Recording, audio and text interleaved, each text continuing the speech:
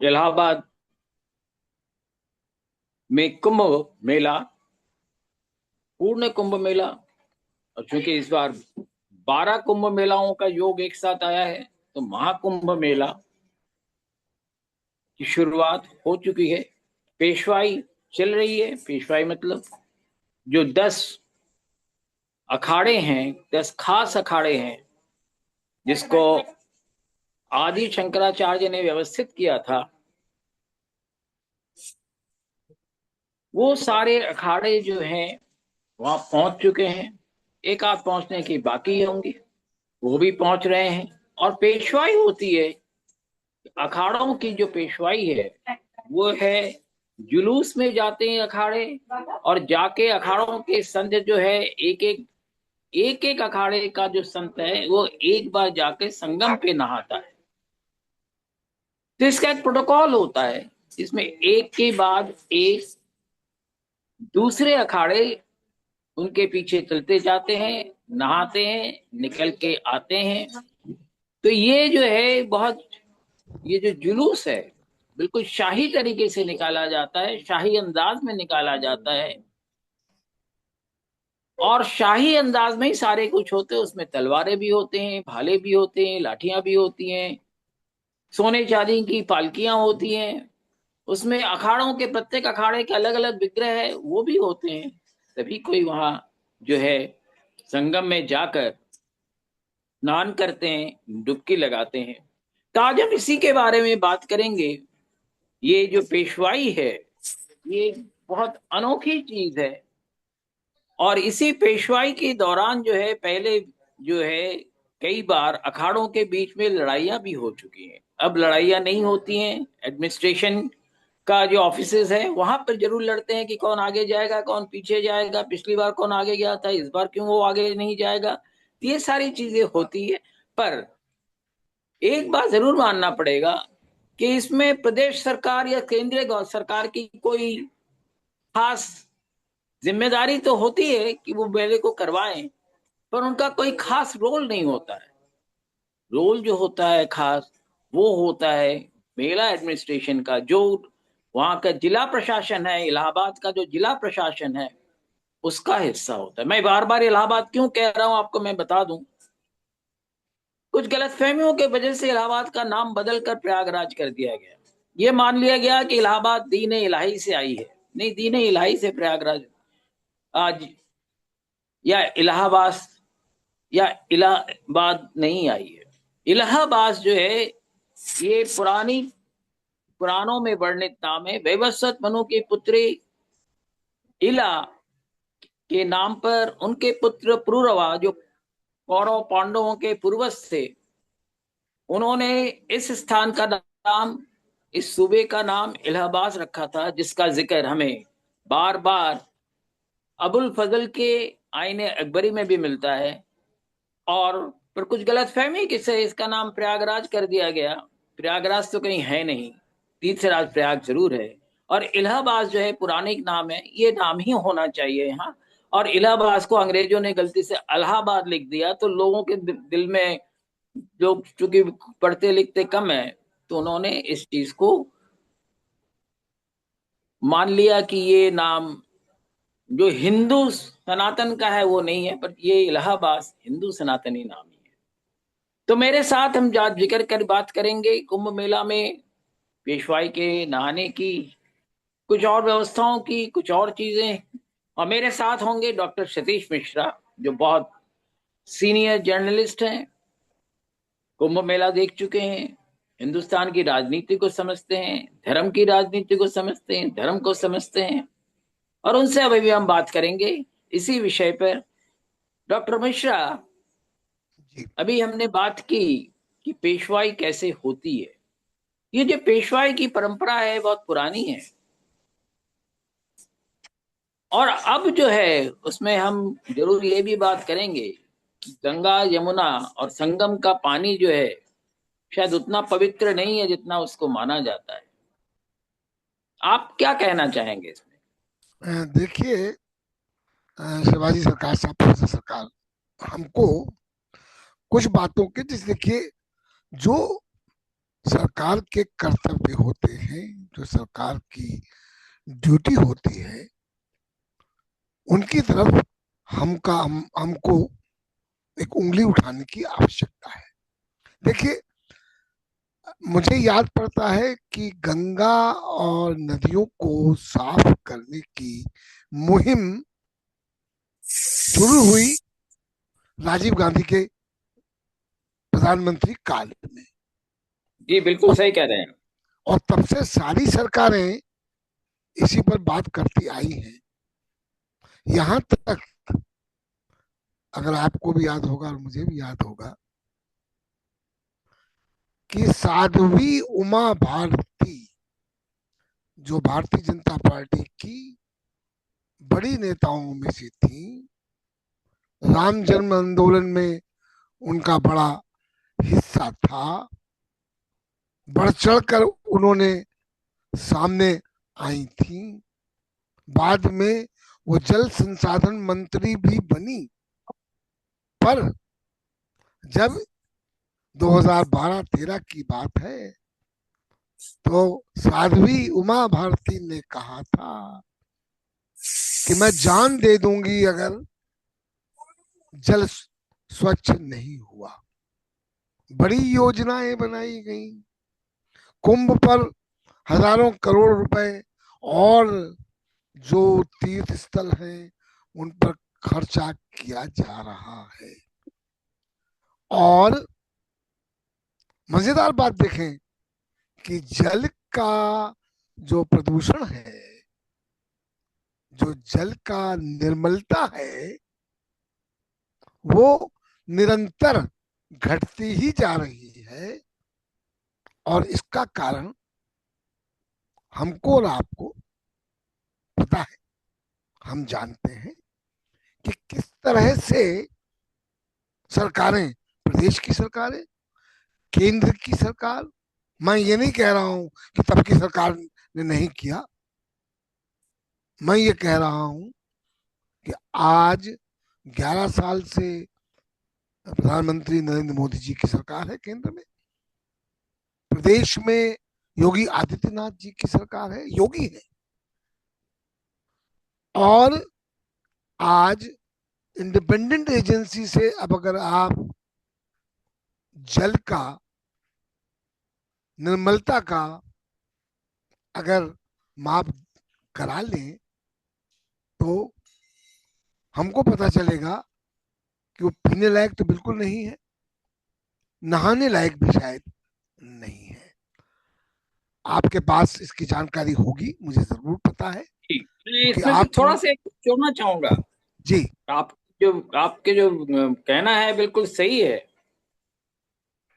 मैं सन 60 तक पटना में गंगा के किनारे रहता था। जी गंगा मेरे घर से मुश्किल से 300 मीटर रहा होगा, और हमारे घर में पीने का पानी गंगा से ही आता था, घड़े में भर के आता था। जी खाना गंगा के पानी में ही बनता था, और उसका स्वाद जो था बहुत ही अद्भुत होता था। जी 1966 के जब कुंभ में मैं इलाहाबाद में था, तब हाई स्कूल का एग्जाम दे रहा था, और हर कुंभ के हर पर्व में हम लोग जाते थे।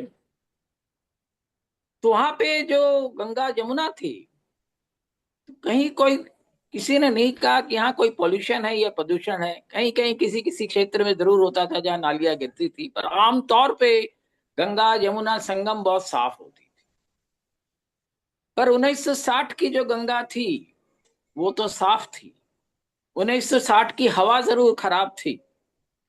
हवा में कंडे, कोयले, लकड़ी और इस तरह की चीजें जलाए जाते थे, इसलिए हवा उतनी साफ नहीं थी। पर गंगा का पानी, जमुना का पानी साफ होता था। आज जो है, गंगा और जमुना का पानी में, जिसमें कि करीब 100 लाख करोड़ रुपए 1984 में राजीव गांधी के जमाने से बह चुके हैं, पर पानी रोज गंदा ही होता जा रहा है। जी बताएं आप।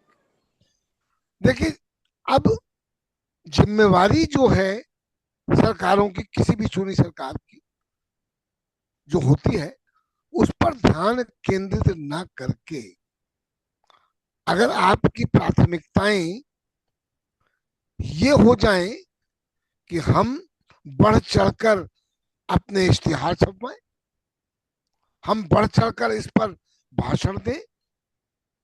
देखिए, जैसा कि आपने कहा कि हर्षवर्धन कुंभ नहाने आए और एक आम नागरिक के मानिंद आए और सब दान करके चले गए।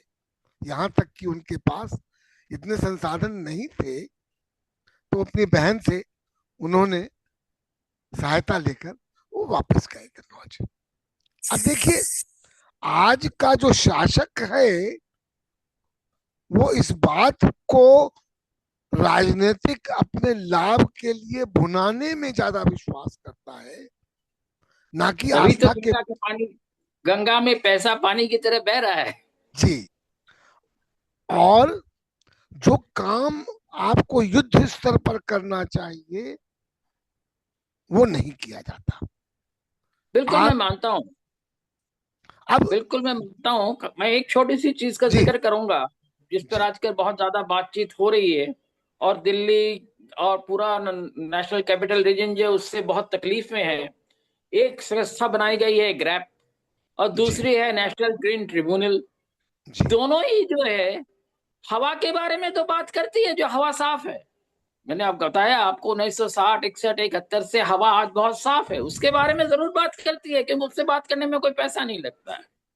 पर पानी जो है, जो लगातार खराब होती जा रही है, जिसमें लगातार पोल्यूशन बढ़ता जा रहा है, और ये मैं नहीं कह रहा हूं, सेंट्रल पोल्यूशन बोर्ड का कहना है कि दिल्ली, मथुरा, वृंदावन, आगरा, इटावा में जमुना का पानी जो है वो इतना प्रदूषित हो चुका है कि उसमें हाथ नहीं लगाया जा सकता। उसी तरह से उन्होंने कानपुर से लेके, बल्कि और भी शहरों का नाम उसमें है, कानपुर और इलाहाबाद चूंकि एक दूसरे के पास ही है। कानपुर में जो टेनरीज में ट्रीटमेंट प्लांट्स लगे थे, मोस्टली अब नहीं चलते। कानपुर के ट्रीटमेंट प्लांट्स भी नहीं चलते। तो कानपुर से लेके इलाहाबाद तक गंगा की जो हालत है, उसके लिए भी उनका वही कहना है कि इसमें भी जो है सीवर का पानी ही जा रहा है। और गंगा जमुना में जिस प्रकार से दोनों में सीवर का पानी जा रहा है, कुंभ में, कुंभ में जो तीर्थ यात्री हों, साधु संत हों, सब सब जो है उसी सीवर के पानी में ही नहाएंगे और कहेंगे कि हमें पुण्य मिल रहा है। आ, तो देखिए ना, आस्था से खिलवाड़ हो रहा है ना, आस्था से खिलवाड़ हो रहा है, और वो भी राजनीतिक लाभ के लिए।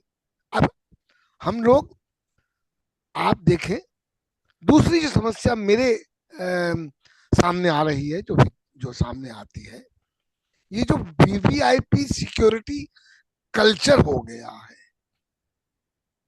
कि हर वीवीआईपी जो है वो दिखाने के लिए वहां जरूर जाएगा, और उससे जो इलाहाबाद की जनता है, जो प्रयागराज की जनता है, मैं, प्रयाग अलग है, इलाहाबाद अलग है, जैसा आप कहते हो, मैं भी उस बात से जी बिल्कुल। बिल्कुल मानता हूँ। इलाहाबाद तो इला के नाम पर है, जी। जिसको हमारे हमारे अति ज्ञान की वजह से हमने वो नाम बदल दिया, और वो नाम रखा जो नाम कहीं नहीं है, तीर्थराज प्रयाग को हम भूल गए।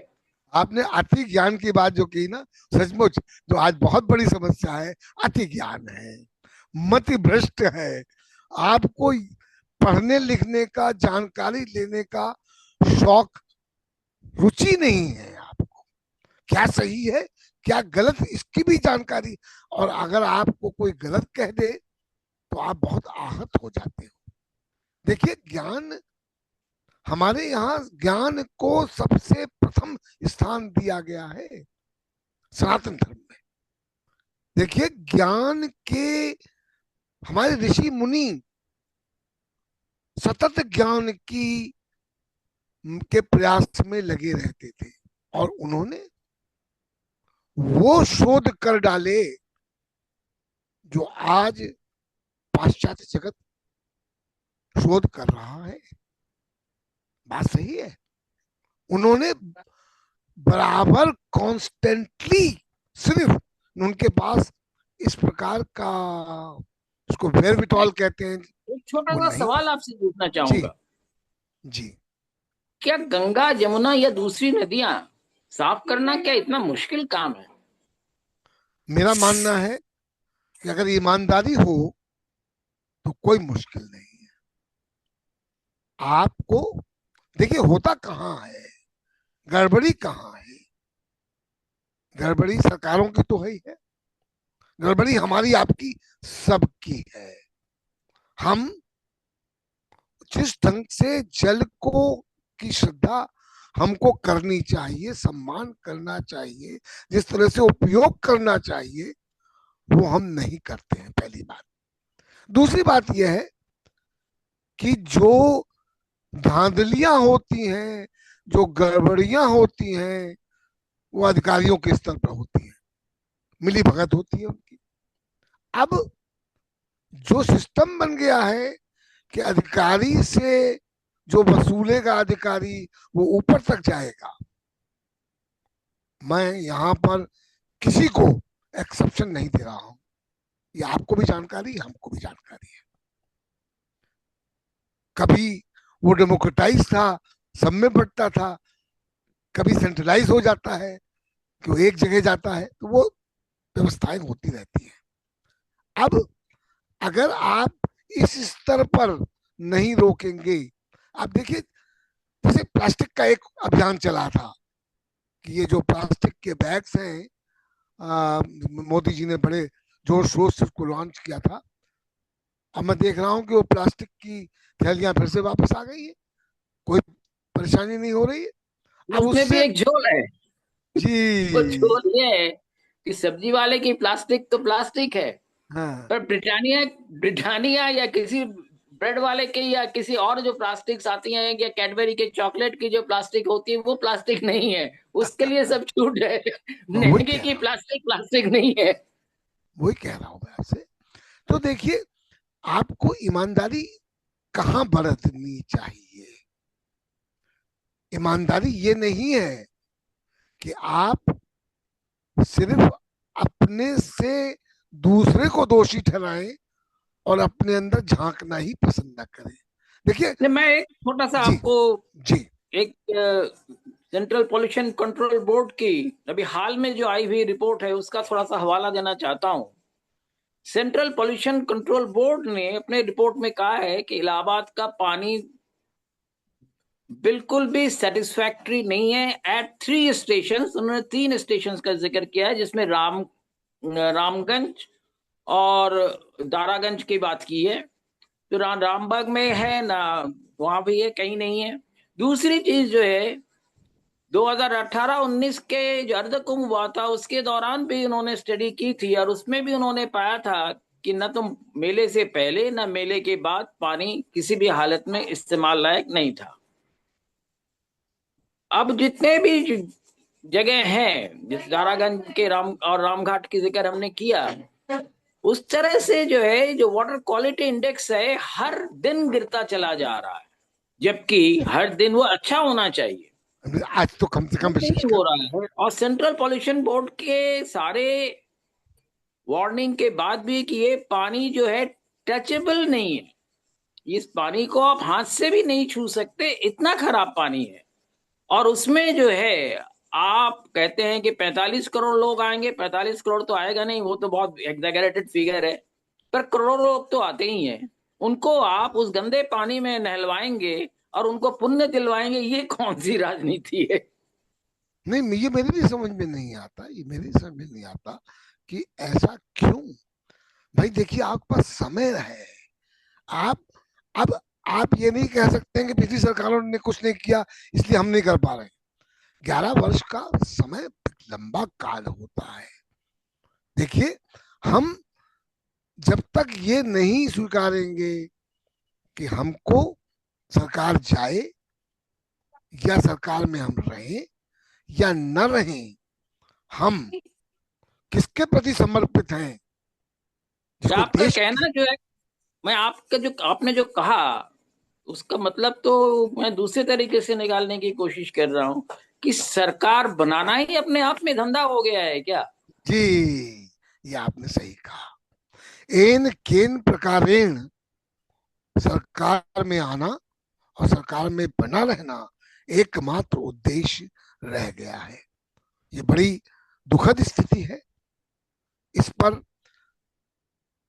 हमारी आस्थाओं से भी तो खिलवाड़ हो ही रहा है। देखिए, अब ये जिस ढंग से आप देख रहे हैं ये कि सड़कें बनाई जा रही हैं पहाड़ों पर, इकोलॉजी को जिस ढंग से, जो माउंटेन की इकोलॉजी है, जिस ढंग से उससे खिलवाड़ हो रहा है, उससे क्या त्रासदियां हो सकती हैं कि कल्पना करना मुश्किल है। देखिए, तो एक हो छोटा सा चुकी उदाहरण। हैं, हम अभी हिमाचल और उत्तराखंड में देख चुके हैं किस तरह की त्रासदी हो चुकी है। जी, यही वहां नहीं। जो पेड़ काटे गए, सड़क के नीचे डाल दिया गया, और जब पानी बहा, पानी के साथ साथ वो लट्ठे भी बहते चले गए और तमाम जगह जो है वो तबाही मचाते गए।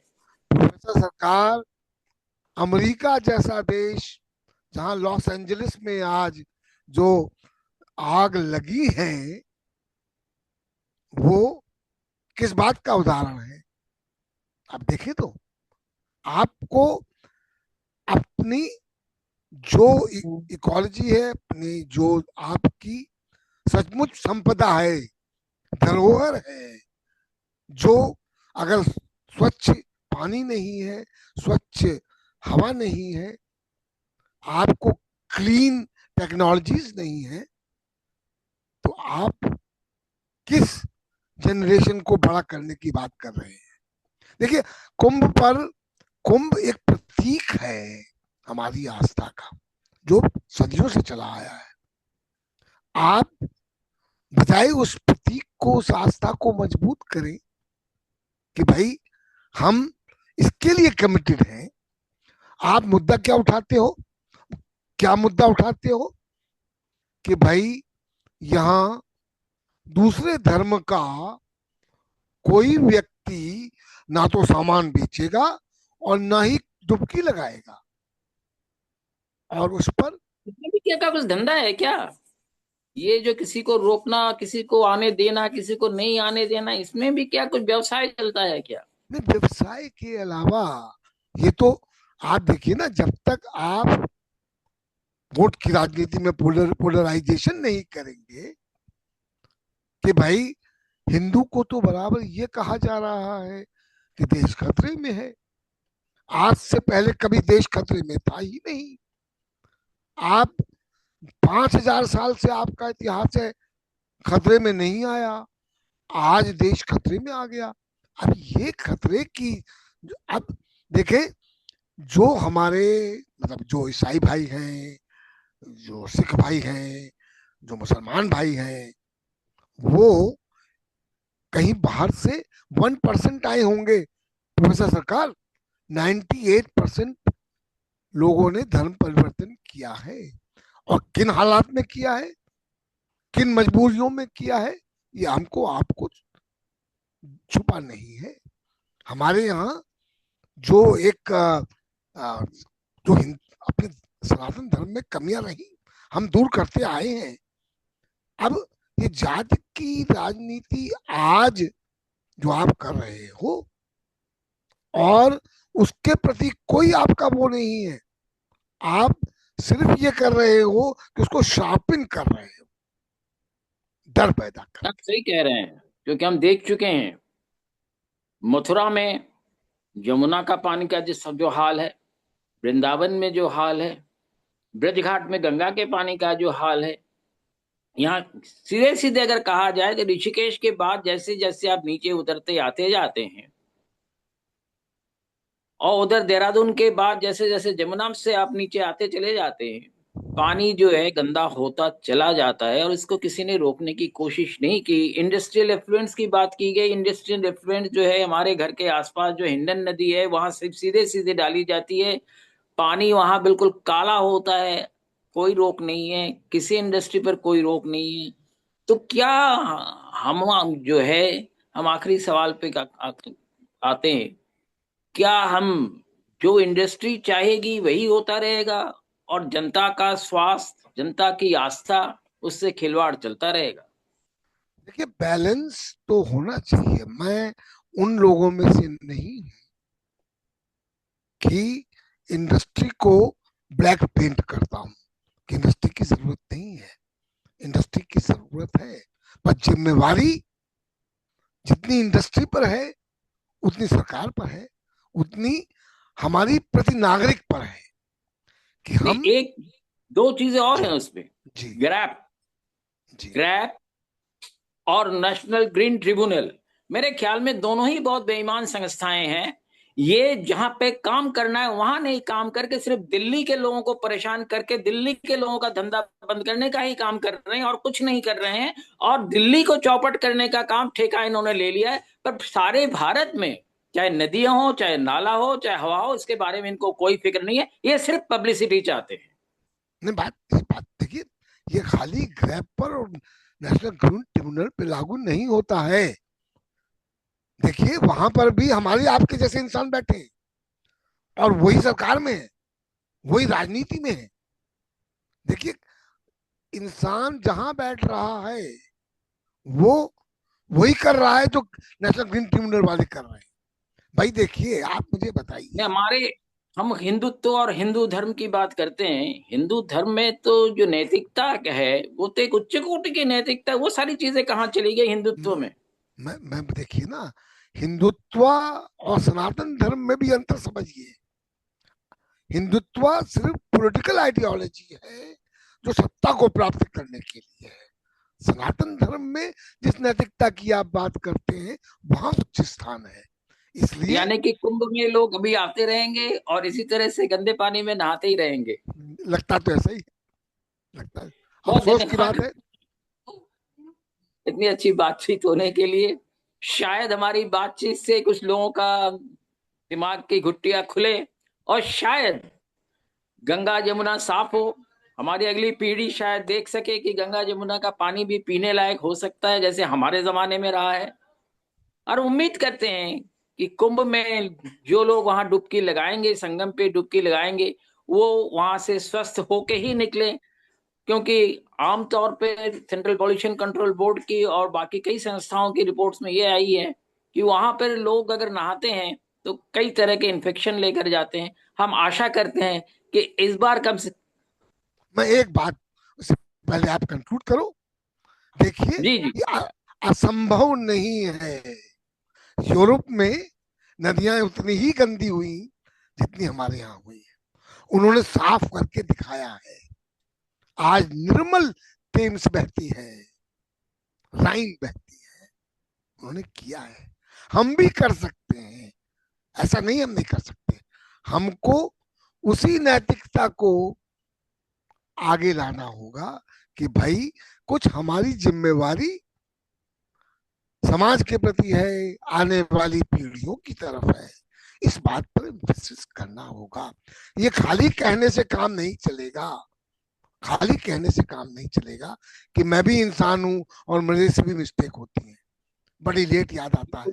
चलिए। ये बिल्कुल, बहुत धन्यवाद। आपकी बातों से थोड़ी सी आशा जगती है कि यूरोप में अगर हो सकता है तो यहाँ भी हो सकता है। पर यहाँ इत्तेफाक से ये हो नहीं रहा है। पानी जरूर बह रहा है, पानी की तरह ही बह रहा है। पर पानी जितना बह रहा है उतना ही पानी गंदा होता जा रहा है। यहाँ तक कि हम पिछली बार देख चुके हैं डिमोनेटाइजेशन में तमाम जो करेंसी नोट्स हैं वो भी पानी में बहते रहे हैं। तो उम्मीद करते हैं आपकी बातों से कि शायद आगे कुछ भला हो जाए। इस कुंभ में तो होता हुआ नहीं दिख रहा है। बहुत धन्यवाद आपको। मैं अपने श्रोताओं से, अपने दर्शकों से अनुरोध करता हूं कि आप इस चैनल को देखें, सब्सक्राइब करें, लाइक करें और हमारे साथ जुड़े। बहुत धन्यवाद।